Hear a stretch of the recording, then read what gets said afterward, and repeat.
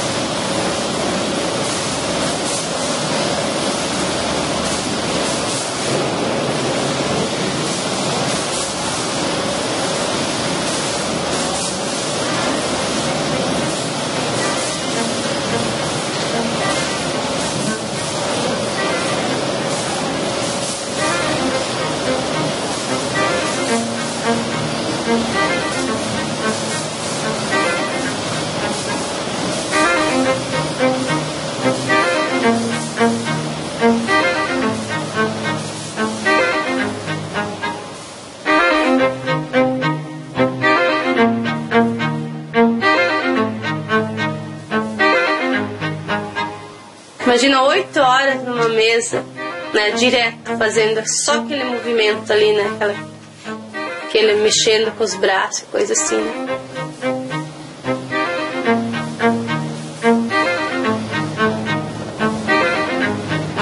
Todo dia eu pegava a faca e ia desossar, tirava a carne do osso, seria a mesma atividade o dia inteiro, de manhã até a final da tarde.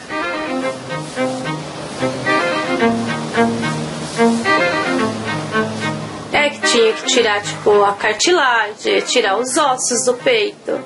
Às vezes tinha que abrir ele no meio, às vezes quando era para exportação, ele era o peito inteiro. A gente tem que manter a esteira cheia sempre. Tem que ir a esteira cheia de carne, preparadinha, bem arrumadinha, para que passe no forno e saia na embalagem.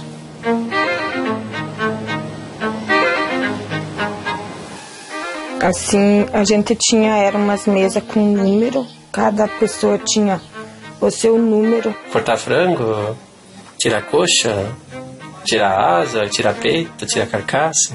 Examinando a carcaça tinha que fazer em torno de 3.700 por hora, né? Sozinha.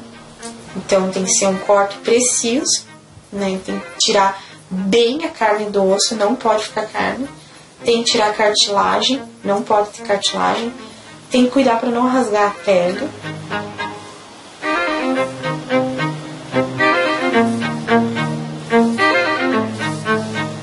Ele tem que pegar aqui, mas tu tem que saber pendurar, tu não pode dizer assim que caia, pega o peito, ou pega o lado da coxa, coisa. Era 10 cubinhos, mas era por segundo, era muita carne, muito, não sei como te explicar. Tinha que encher 365 mil buraquinhos que lá. Aquela cobrança de produção, faz a conta, tem dia que eles fazem até 6 toneladas de peito recheado e coisa, e ainda se cobrando em cima. Se tu te desviasse e prestasse atenção numa outra coisa, tu não conseguia mais vencer o serviço depois. Era muito apurado, daí tu não conseguia vencer, tu tinha que prestar atenção ali, abaixar a cabeça e dar conta do recado.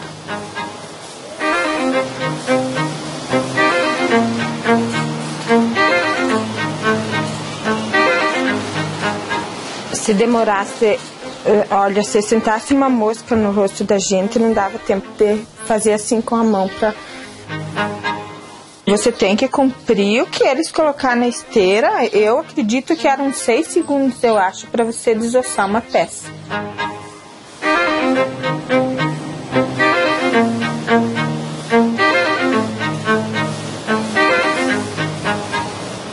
Porque o ritmo é muito acelerado. Tem épocas que não, mas aí tem épocas que eles firmam contrato de exportação lá, tantas toneladas lá, eles têm que fazer. Aumenta a velocidade da linha e tem que andar. Sem parar. Dava alguns segundinhos pra tu afiar a faca, né? Eles faziam em média de 4, 5 por minuto. Eram 1.800 carcaças por dia e é bem acelerado. esteira ela era ligeira, você tinha que vencer ela, né? Era muito rápido, vinha muito rápido. Era muito rápido.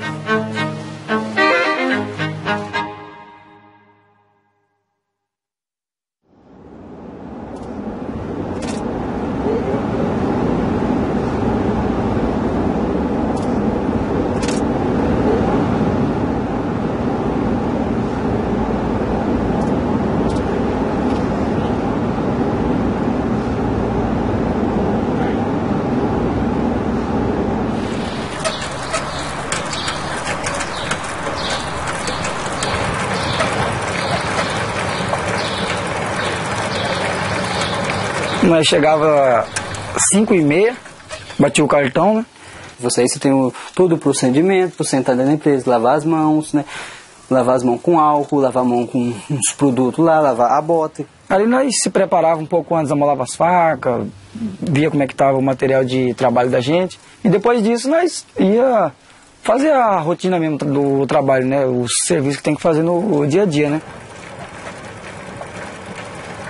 Eles tinham que aumentar o abate o máximo, por exemplo, para matar pelo menos de 800. Eles queriam tentar matar 1000 boi antes do almoço. Entende que o abate parava entre 11h30 e meio-dia, 11h30 e meio-dia. Então, quanto mais eles diminuíssem para eles a meta de produção deles tentar chegar até 1000 boi de manhã, seria mais viável, porque na parte da tarde sobraria menos, entende? Ou seja, conseguiria matar 1.200 bois sem aumentar funcionários, sem aumentar a despesa de hora extra.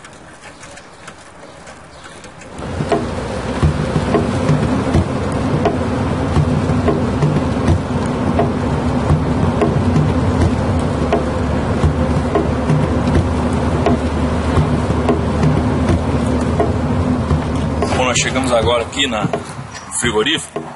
A ideia é a gente fazer uma avaliação geral das condições de trabalho e também da parte de legislação, né? Principalmente a questão da jornada de trabalho. O excesso de jornada é um dos principais fatores do aumento do risco de acidentes de trabalho nesse tipo de atividade. Também vai ser um foco da nossa inspeção, mas a ideia primeira mesmo é a gente avaliar as condições de trabalho aqui do frigorífico aí.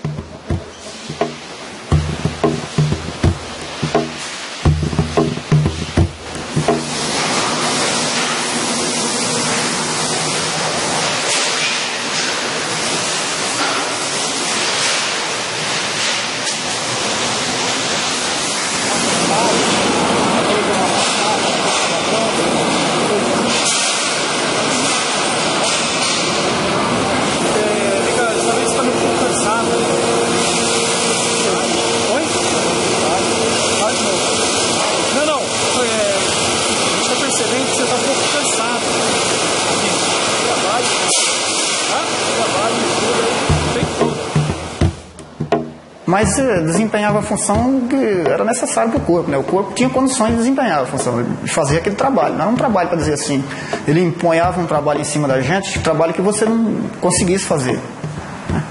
A gente forçava mesmo, quando ele falava, não, hoje eu quero 80, 90 amassadas, aí a gente trabalhava um pouco a mais, mas dava para fazer. É corrido, né? Tem parte é pesado, entende? E sem falar que você é uma área de risco, porque você imagina eu estar trabalhando na plataforma aqui com você, ó, aqui do meu lado tem um faqueiro, entende? Ele tem que fazer a pata do boi ali, carrear, esfolar, que fala, com a faca. Aí do lado seu tem um outro faqueiro, tem um alicate, que depois que eu solto o correntão, o outro esfola, eu passava para ele a pata, ele cortava no alicate, esse mocotó, para ele fazer a outra parte dele. Você toma os seus devidos cuidados ali, você aprende ali, você procura trabalhar, entende? Mas o grau de dificuldade é grande.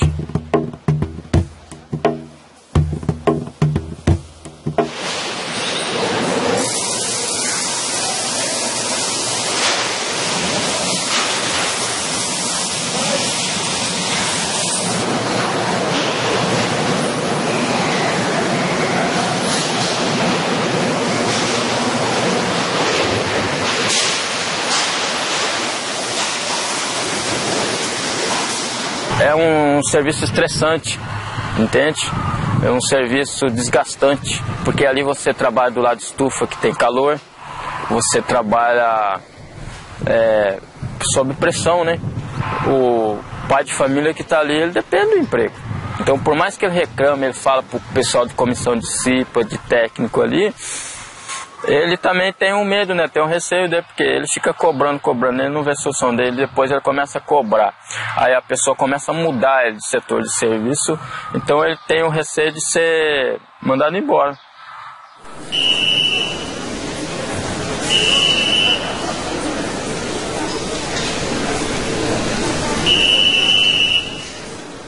Duas vezes ao dia tinha ginástica, mas acho que eram uns 2 minutinhos. Mas você não tinha tempo, você fazia ali mesmo, onde você estava trabalhando. Daí tinha um instrutor lá, daí fazia os alongamentos, parava uns 5, 10 minutinhos, né? E daí fazia os alongamentos, os braços, as pernas, as costas.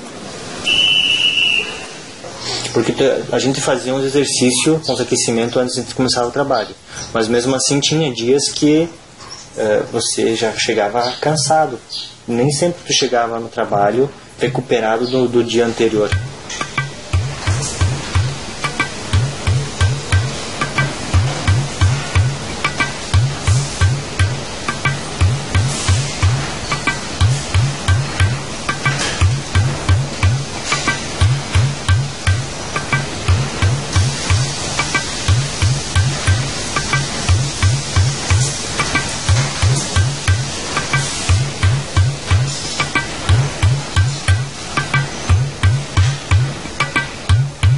A gente começou desossando 3 coxas e meia.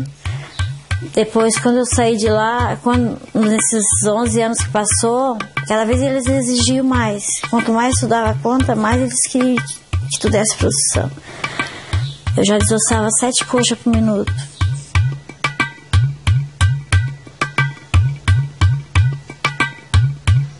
Simplesmente a cronoanálise levou assim, não, se você faz em 15 segundos essa tarefa, você faz 4 vezes isso em 1 minuto. Bom, se você faz isso em 1 minuto, você vai fazer isso em... Ele já projetou para 1 hora e para uma jornada. E isso foi introduzido assim de uma forma eminentemente de uma vista da produção. Não se questionou o custo de manter esse sistema.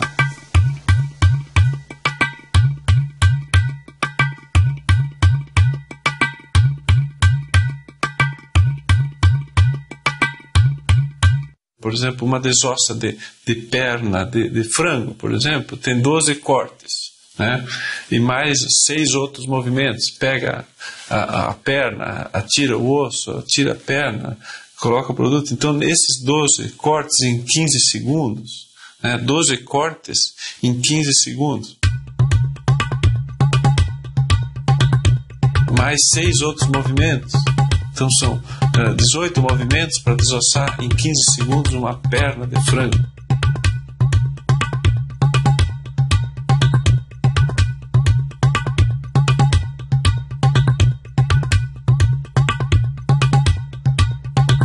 Doze cortes em 15 segundos, mais 6 outros movimentos. Então são 18 movimentos para desossar em 15 segundos uma perna de frango, que é coxa sobre coxa. É extremamente comum encontrarmos trabalhadores no setor de frigoríficos exercendo de 80 a 120 movimentos em um único minuto. Estudos médicos dão conta de que até 35 movimentos por minuto se está dentro de um padrão de segurança para a saúde do trabalhador. Portanto, nós estamos falando de 3 vezes mais movimentos em um único minuto do que esse limite considerado seguro. Uns na desossa nem iam almoçar, tipo assim, para tirar o show. Se não tirasse, não ia nem almoçar. Tinha que vencer. Então eu levava o show. Daí acende a luz, tem uma luz, né? Daí acende aquela luz lá. O cara que tá abastecendo ali no meio, ele vai abastecer. Ah, tu levou o show, você vai em outra caixa em cima. Só que daí ele vai lá e entrega o teu nome para o supervisor. Ó, de Sara tal lá, ela e a guria lá levaram o show. Às vezes 1h15 da manhã eu estava lá dentro e não era contado nada, porque daí não passava o crachá, o guarda liberava a catraca e nós ia embora. Isso aí não era, nunca vinha no pagamento.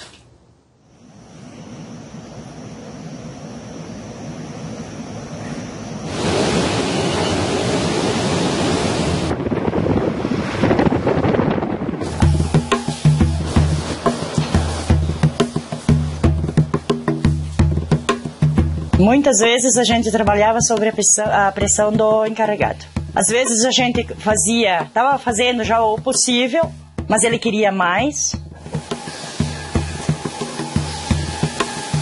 Eu lembro assim que tinha dias assim que a pressão era tão grande que às vezes vinham os japoneses visitar, ou as pessoas de fora que compravam o produto, e eles te cobravam tanto assim, que aquilo ali, que tu chegava a tremer quando eles chegavam em cima de ti assim, ó, te cobrar. Era muito nervosismo, ó. A pessoa não aguentava, sabe, ouvir tanta coisa e não poder dizer nada, porque se dissesse alguma coisa, capaz até de botar pra rua, né? Então tu tinha que ouvir e ficar quietinho ali. E por isso ficava guardando tudo pra gente. Daí claro que fica doente, né?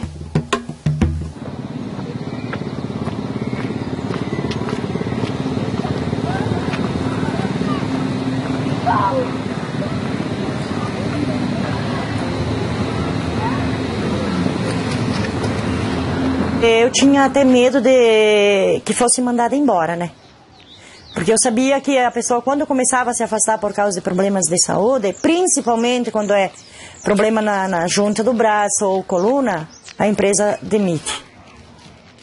E é que nem eu falei antes já, né? Como eu estava sozinha, tinha que trabalhar para sustentar os filhos, eu não queria atestado.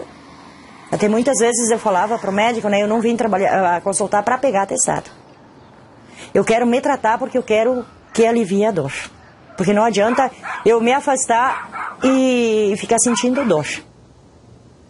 Porque ao mesmo tempo que eu sentia dor, eu sabia que eu tinha que trabalhar. Não era... Muitas vezes levantar 2 horas da manhã sem ter dormido, na verdade. Deitado, mas não conseguido dormir.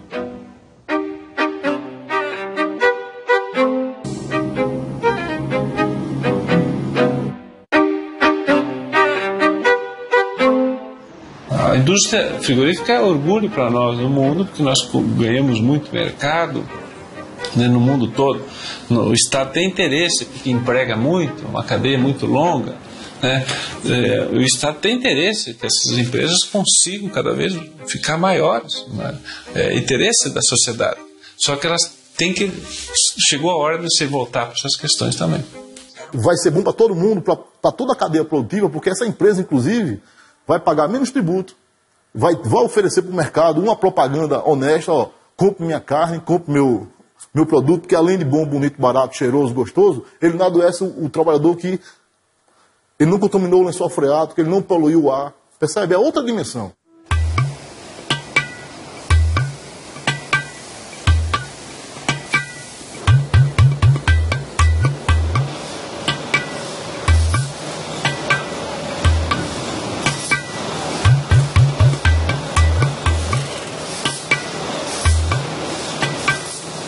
E não tinha muito o que conversar com os companheiros. A gente às vezes procurava fazer uma brincadeira entre a gente, né? Tipo, acumular as formas, tipo, atrapalhar quem tá pendurando, pra dar uma risadinha assim, né? Pra tipo, como é que eu vou dizer? Pra relaxar um pouco a tensão do trabalho, né?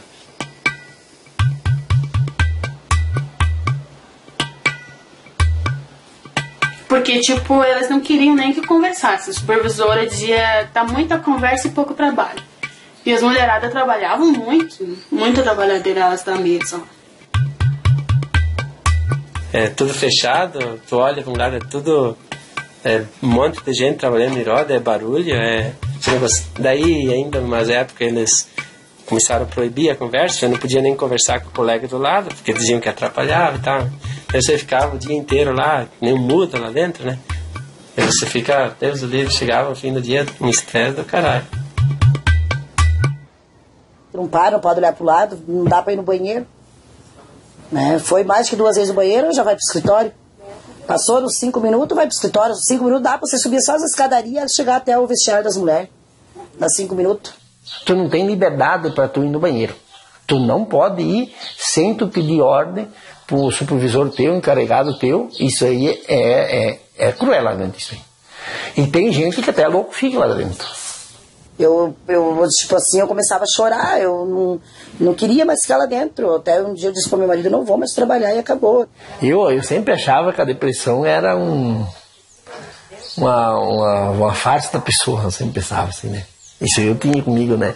Digo que não pode, né? Em vez não, né? Aquilo vai que te leva. E queira ou não queira, tu... Né? Mas você conversa com o setor médico, o serviço médico dessas empresas? Não.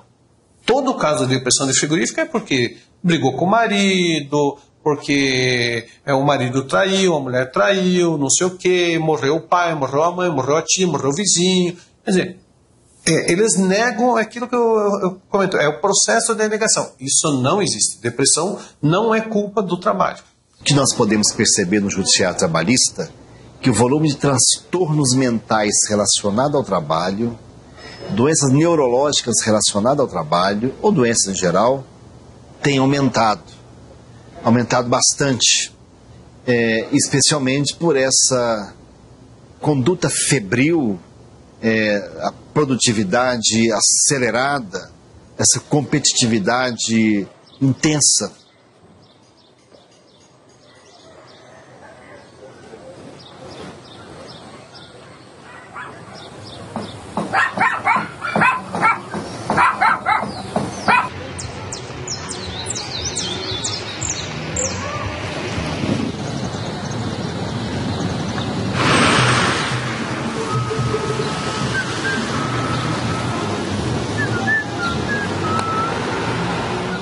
Eu tive problema de tendinite, né? Problema muscular devido ao trabalho repetitivo ali na prensa, para poder vencer a velocidade que a Nória tinha, né? Quando deu uns 5 anos, comecei a sentir dor, né?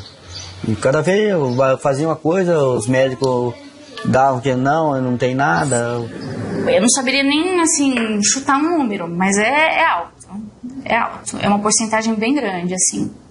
De 80%, mais ou menos, do público atendido na reabilitação, aqui na região é de frigoríficos. Tendinites, epicondilites, problemas de ombro, cotovelo, punho, pescoço, muita exigência, né? Assim, acho que tem a questão também do levantamento e transporte de cargas nessas empresas.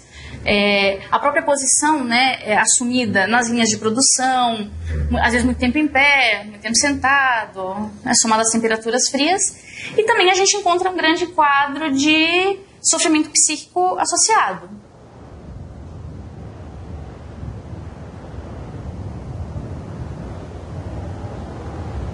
Existem alguma coincidência aí? Ou isso realmente decorre do fato de trabalhar? Porque existe uma possibilidade de coincidência, de acaso. Mas será que o acaso alcança tantas pessoas e num número tão grande, quando comparado a 30 milhões de trabalhadores, 5 milhões de empresas, 1.300 segmentos econômicos? Então, o primeiro passo nosso foi...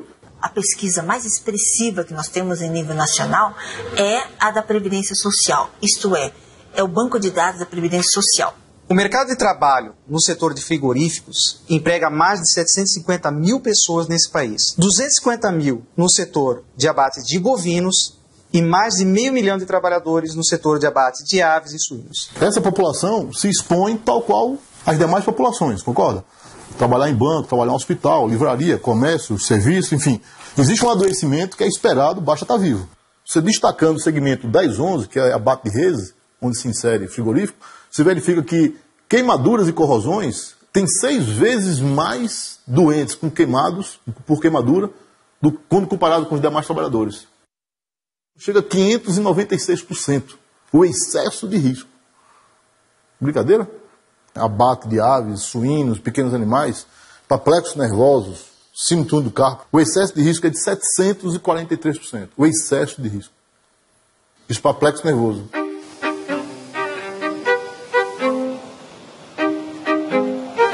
Tanto que o médico do trabalho insistiu, eu precisava de um tempo para me recuperar e para ele esse tempo, para ele não existia essa doença. Eu praticamente ia procurar ele cada semana, né? E era diclofenaco de sódio, era anti-inflamatório, era o que ele fazia. E várias pessoas se queixavam porque todo mundo ia lá consultar, o que ele fazia era dava um diclofenaco e tudo bem, mandava trabalhar. Ele nunca mandou fazer um exame, um raio-x, ele nunca mandou fazer. Tudo que tu tinha, diclofenaco acalmava. Ah, falava assim, hoje tu vai consultar com o doutor diclofenaco? Porque era só isso que ele dava mesmo pra gente tomar. Então o apelido dele era esse. Doutor diclofenaco. Doutor diclofenaco, acho que é. Tava com alguma coisa, era diclofenaco de sódio.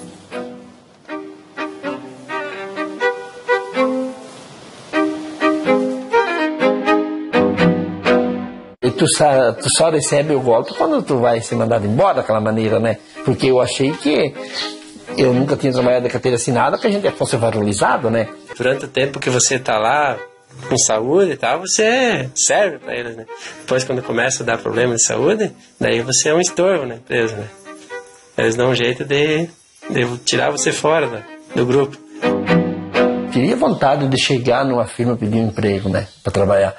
Eu vou lá trabalhar um dia, depois não vou mais, e eu acho que, né, hoje em dia tudo com os exames, né? Eles vão fazer exame da coluna, vão ver desde eu andar, né? Que eu ando tudo torto, que não, né?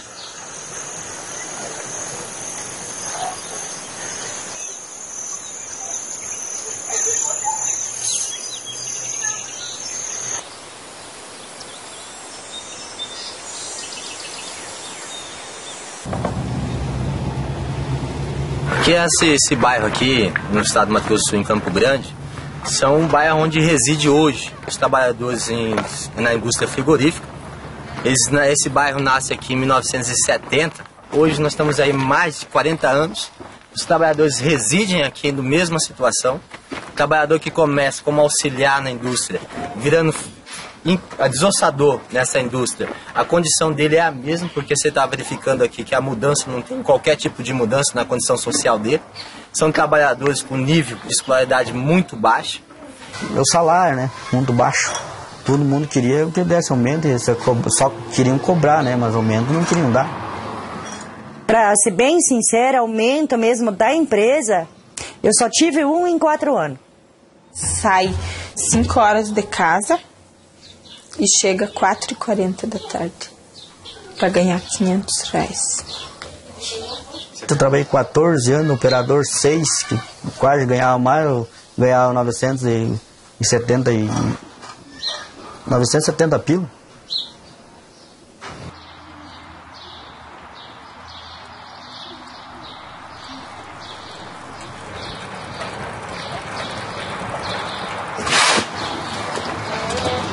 Hoje agora eu tô fazendo bico, né? Porque eu não posso trabalhar registrado, porque as empresas veem isso e já quer mandar eu embora, né? Aí o que acontece? Eu tô fazendo bico, né? Tô fazendo bico fazendo meio fio, né? Fazendo meio fio, mexendo com asfalto, né?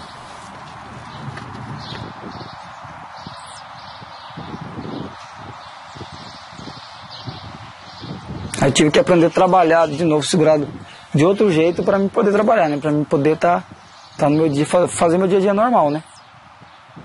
É a profissão que eu aprendi, né? Quase que eu tive que sair dela por causa desse acidente, mas assim, eu não tenho tanto estudo assim, não sou formado em nada, então a única coisa que, com o meu medo de me manter minha família aquilo dali, eu tive que opinar para aquilo ali de novo, né? O cara não tem escolha, cara. Quando você não tem escolha, cara, com uma coisa, você tem que permanecer no que você sabe. Tem jeito. Ou aquilo, ou então você vai roubar, então é melhor você trabalhar ali. Porque o cara aprendeu ali, aquele negócio ali, ele se machuca, tá certo, mas é o serviço do cara, ele tem que fazer aquilo ali de novo, ele tem que tentar continuar por aquilo ali, né? Ele até permanece, ele fica assustado, igual eu fico de trabalhar de novo, mas fazer o quê, né? Que foi feio o negócio, que cortou feio mesmo. E aí eu perdi o movimento do quarto e do quinto dele, e até hoje eu não tenho movimento mais 100%. 120 pontos, por dentro e por fora.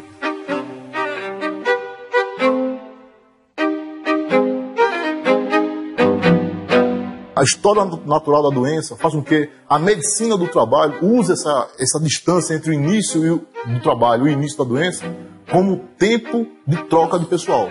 Mas só que é uma coisa assim bem difícil, porque a pessoa que se criou, no caso, desde criança, trabalhando, hoje eu tô apenas com 48 anos, eu teria muito tempo para trabalhar ainda, né? Se sentir sem força mais, não é fácil. Olha, eu já tive época em que eu não conseguia mexer uma panela.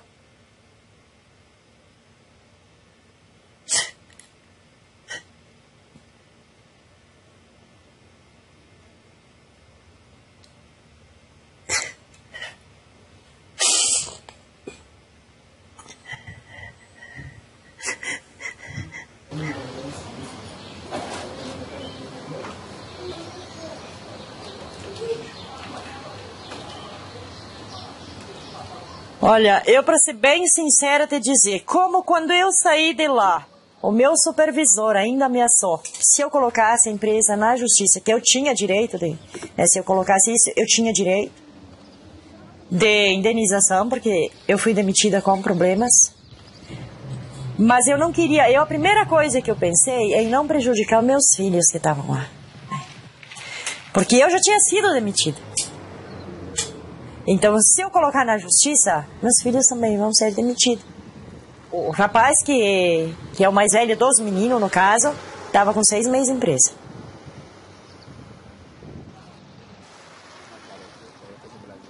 Tanto que eu procurei outras empresas para trabalhar depois, né?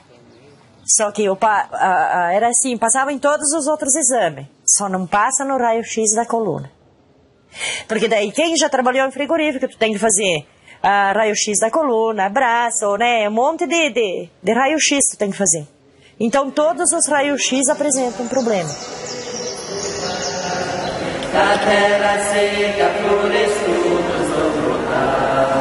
E muitas vezes eu me queixo que por não poder mais trabalhar, né? Aí diz, a mais velha, eu acho que dava pra mãe parar de pensar em só trabalhar. Mãe já trabalhou o tempo que tinha que trabalhar. Mãe já criou os filhos, já fez tudo por nós, agora deixa nós trabalhando. Mas eu me sinto mal em casa. Daí eu não saio nem dos vizinhos, passear, tomar um chimarrão, porque me parece assim, eu me sinto envergonhada de não estar trabalhando. Eu me sinto assim, bem mal mesmo não poder trabalhar.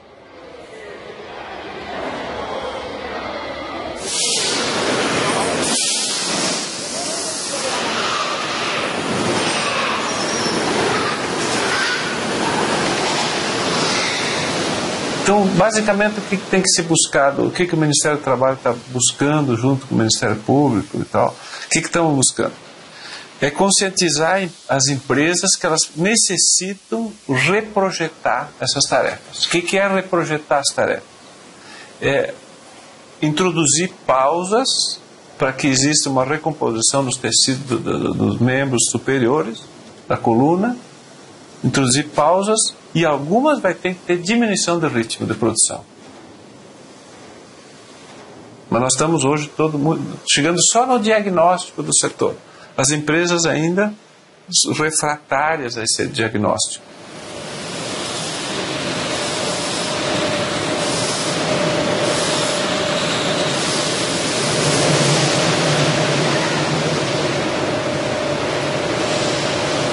Na área de segurança e saúde, essas grandes empresas, o valor máximo da multa, R$6.000, 6, 7 mil, né?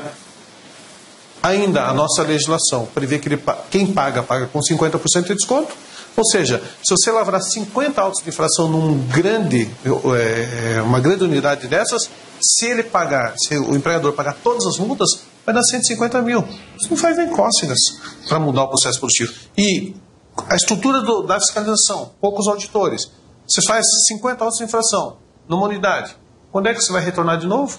1 ano, 2 anos, 3 anos. Quer dizer, a mudança do processo produtivo custa muito mais do que 150 mil. Então, paga as multas, daqui 2 anos pagamos de novo, daqui 2 anos pagamos de novo, daqui 3 anos pagamos de novo. E não muda o processo. Elas não querem, porque na vista simples diminui a produção, mas você ganha em uma série de outros menos rotatividade dos trabalhadores, menos absenteísmo dos trabalhadores, menos contingente mantido em casa com atestado de 1 a 3 dias, menos afastamento dos trabalhadores, menos substituição de trabalhadores quando eles se ausentam. A portaria da empresa fica a mais de 1.500 metros da entrada. Como é a indústria de alimentos, entende? Para chegar até o abate, a pessoal da fiscalização, eles têm que ir lá, têm que trocar de roupa, de fazer isso. Aí o que acontece? Para eles entrarem dentro da indústria, até se acontecer uma coisa, se tiver uma coisa errada lá, até esse meia hora, vamos supor que eles levam para chegar a 20 minutos, até eles entrar lá dentro já arrumou, já mexeu, já fez isso, já fez aquilo, entendeu?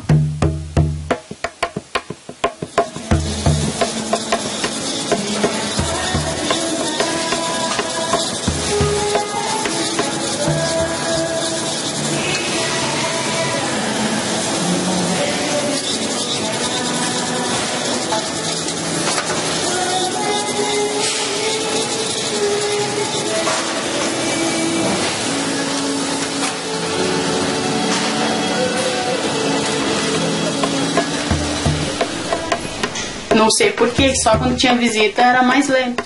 Eles mudavam a rotina do trabalho. Era bem mais lento. Não sei porquê que era assim. Só quando tinha visita.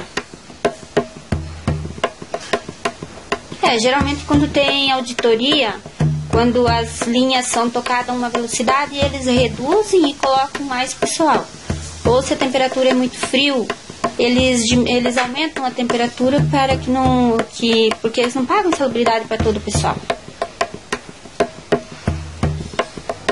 Tinha dias que ela chegava a 8 graus, né? Eles falavam para nós que ficava entre de 11 a 13, né? Mas não era bem isso. A gente acompanhava o termômetro, a gente só tinha um moletom.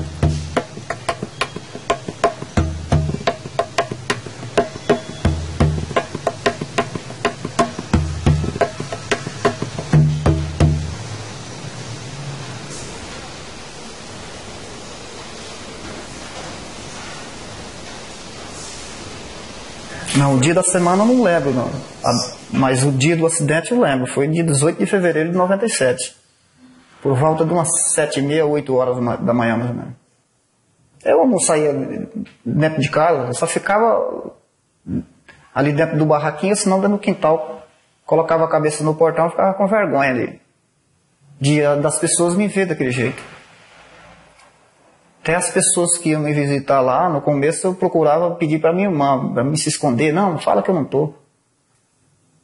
É um impacto muito grande. Porque aconteceu esse acidente, eu tinha 26 anos, 27 anos. E toda a vida eu fui acostumado a trabalhar na roça, desenvolver atividade com os 2 braços. Aí foi que dificultou muito mesmo. Que até você esquecer aquilo que você já passou e aprender uma nova vida, é muito complicado, e principalmente numa situação dessa.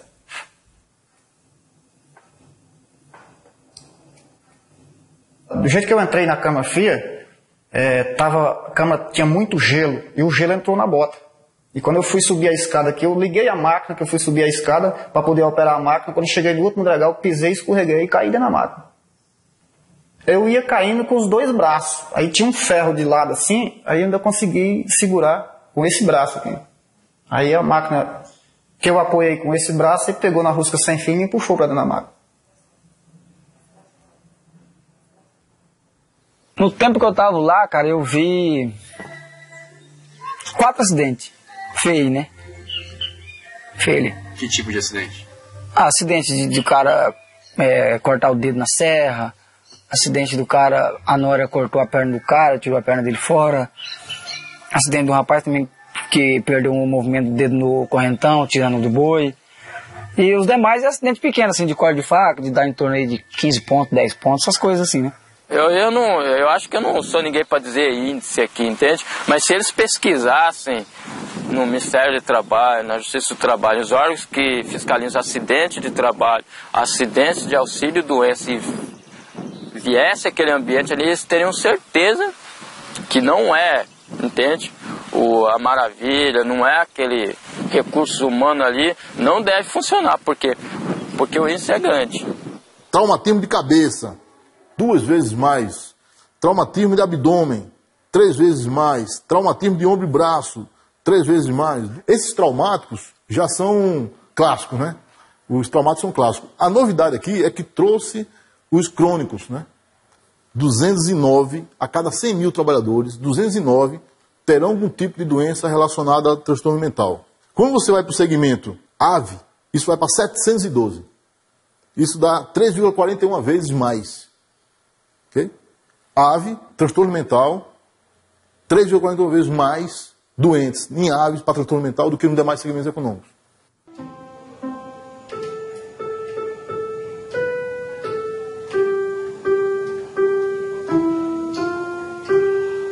O pessoal da empresa, eles me deram assistência poucos dias, depois também me abandonaram lá.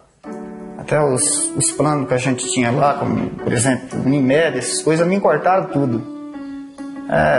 Para finalizar, eles me deixaram abandonado. Aí que eu fui correr atrás dos meus direitos, mas isso já foi, calculo que um ano, 2 anos.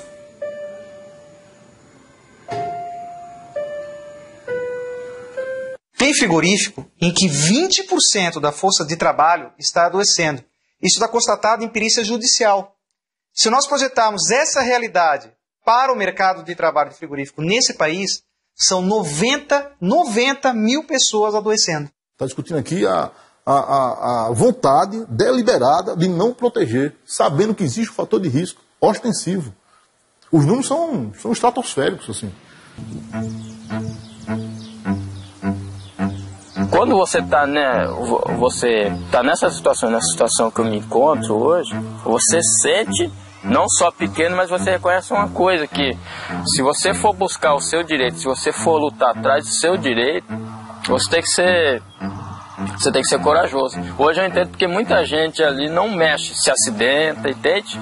Se acidenta, sofre trauma, entende? Tem pessoas que trabalham, olha, isso é terrível para mim. Você vê colega que está ali com dores, vai na enfermaria, toma um comprimido para dor hoje, amanhã ele volta com dor, ele vai lá, toma de novo e continua trabalhando. Esses trabalhos desenvolvem então uma síndrome chamada síndrome do sobrevivente.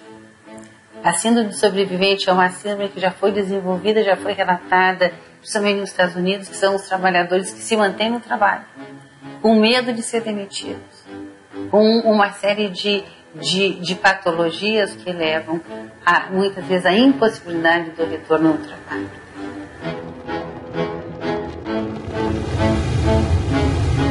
Tudo bem, no começo é difícil para todo mundo, todos os empregos é difícil, a gente sente muita dor, né? Mas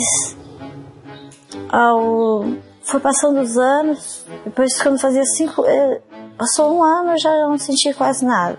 Depois dos 5 anos de empresa eu já comecei a sentir bastante. Mas eu precisava trabalhar bastante porque a gente morava numa casinha muito ruinzinha, tudo comida de cupim. Eu tinha 3 filhos, né, que estavam estudando. E eu precisava trabalhar, eu pensava assim, meu Deus, se eu ir procurar agora, o que vai ser da minha vida? Eu tinha medo de não conseguir outro emprego. Eu achando assim que um dia eu precisasse deles, eles iam me apoiar, não tem? Mas a partir do momento que eu trabalhei lá, passaram muitas pessoas, uns aguentavam 6 meses, outros 1 ano. Ficavam doentes, eles diziam, isso aí é vile, não aguenta, gente que não quer trabalhar, que não precisa, mas às vezes a gente via que precisava, tinha filho, mas não aguentava mesmo, era muita pauleira. Daí eles queriam me colocar como ajudante do chefe da produção.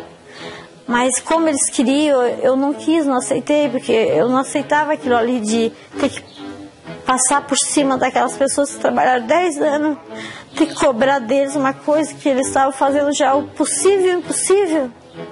Ainda ter que cobrar mais deles. Como que eu ia? Eu não aceitei.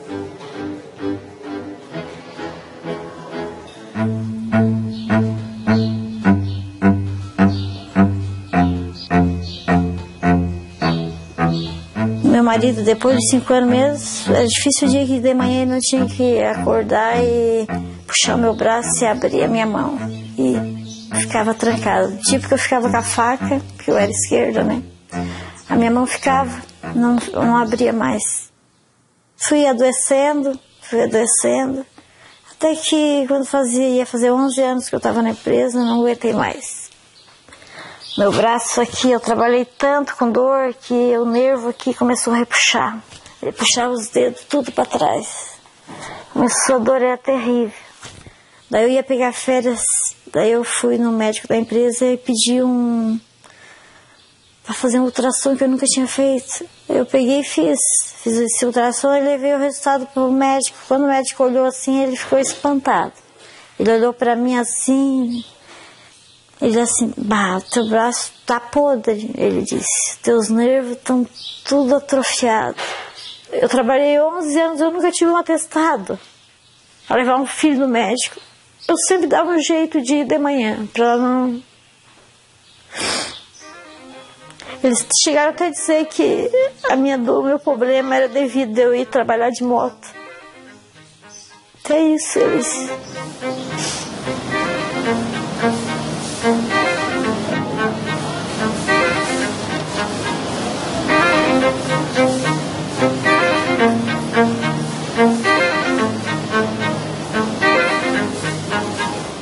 Quando eu dizia que eu tinha dor, eles não acreditavam na minha dor. Isso que era triste. Eu ia lá na enfermaria desatinada, chegava a ficar vermelha, assim, tanta dor, suar frio, assim, eles não acreditavam. Uma funcionária que no 10 anos nunca faltou um dia. Eu já tive 3 partos normal, eu já tive cólica de rim, eu já tive, né, qualquer dor assim que o médico disse, ele disse que é uma das dores mais horríveis é a dor do teus nervos atrofiar. Eu não gosto nem de lembrar, sabe, que me dá vontade até de chorar, porque eles humilham, dizem assim pra você, você não tem nada, você tá aqui, você tem só 20, na época eu tinha 27 anos. Como que você vai ter tanto problema, assim, sabendo que os exames estavam ali, que o laudo estava ali?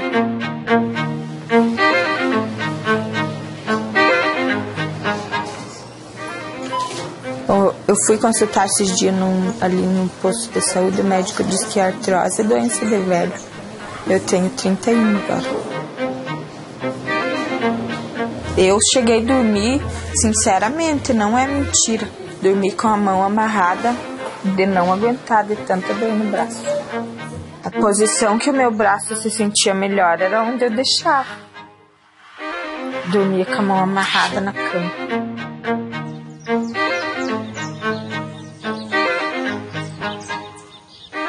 E daquele tempo em diante eu tomo morfina direto.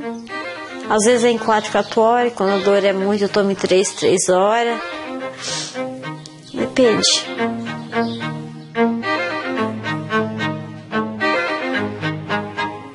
Eu não sabia fazer nada com essa mão, porque eu era esquerda, né? Essa aqui pra mim agora é esquerda. Tem que aprender a fazer tu comer. Os primeiros dias cair no chão, é a mesma coisa que tu ir comer com a outra mão, é terrível.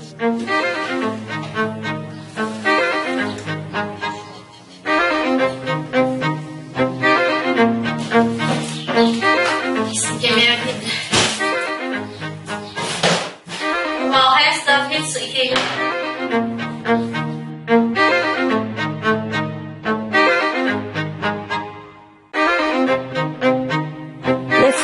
Aguentando, aí meu marido começou a brigar comigo. Aí quando eu fazia 10, ia fazer 11 anos, aí meu marido assim, tu sai de lá, todo dia de manhã ele tinha que abrir a minha mão, fazer massagem, que eu não abria mais a mão. Os dedos ficavam tudo atrofiados assim, ó. Era horrível, duro assim. E eles fizeram um dia, eu entrei com os dedos lá assim, e fizeram o último dia que eu trabalhei, fizeram colocar a faca no meio dos dedos assim. Trabalhar o dia inteiro assim.